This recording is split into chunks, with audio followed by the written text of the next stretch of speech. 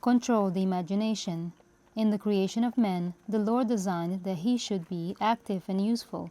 Yet, many live in this world as useless machines, as though they hardly existed. They brighten the path of none. They are a blessing to none. They live only to burden others. So far as the influence on the side of right is concerned, they are mere ciphers. But they tell with weight upon the wrong side. Search the lives of such closely, and scarcely an act of disinterested benevolence can be found. When they die, their memory dies with them. Their names soon perish, for they cannot live, even in the affections of their friends, by means of true goodness and virtuous acts. With such persons, life has been a mistake. They have not been faithful stewards. They have forgotten that their Creator has claims upon them, and that He designs them to be active in doing good and in blessing others with their influence. Selfish interest attracts the mind and leads to forgetfulness of God and of the purpose of their Creator. All who profess to be followers of Jesus should feel that a duty rests upon them to preserve their bodies in the best condition of health, that their minds may be clear to comprehend heavenly things.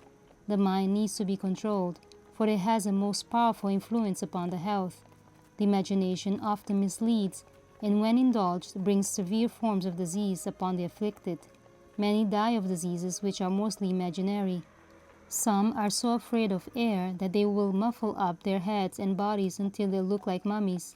They sit in the house, generally inactive, fearing they shall weary themselves and get sick if they exercise either indoors or out in the open air. They could take habitual exercise in the open air every pleasant day, if they only thought so. Continued inactivity is one of the greatest causes of debility of body and feebleness of mind.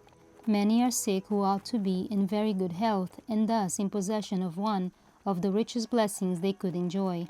I have been shown that many who are apparently feeble and are ever complaining are not so badly off as they imagine themselves to be. Some of these have a powerful will, which exercised in the right direction would be a potent means of controlling the imagination and thus resisting disease. But it is too frequently the case that the will is exercised in the wrong direction and stubbornly refuses to yield to reason. That will has settled the matter. Invalids they are, and the attention due to invalids they will have irrespective of the judgment of others. The studied habit of shunning the air and avoiding exercise closes the pores, the little mouths through which the body breathes, making it impossible to throw off impurities through that channel. The burden of labor is thrown upon the liver, lungs, kidney, etc., and these eternal organs are compelled to do the work of the skin.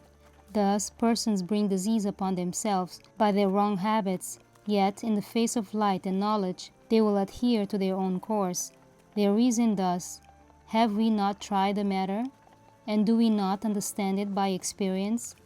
But the experience of a person whose imagination is at fault should not have much weight with anyone. The season most to be dreaded by any going among these invalids is winter. It is winter indeed, not only outdoors, but in, to those who are compelled to live in the same house and sleep in the same room.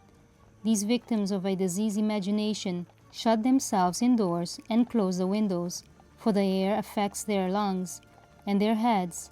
Imagination is active. They expect to take cold, and they will have it. No amount of reasoning can make them believe that they do not understand the physiology of the whole matter. Have they not proved it? They will argue. It is true that they have proved one side of the question by persisting in their own course, and yet they do take cold if in the least exposed. Tender as babies, they cannot endure anything, yet they live on, and continue to close the windows and doors, and hover over the stove and enjoy their misery. They have surely proved that their course has not made them well, but has increased their difficulties. Why will not such allow reason to influence the judgment and control the imagination?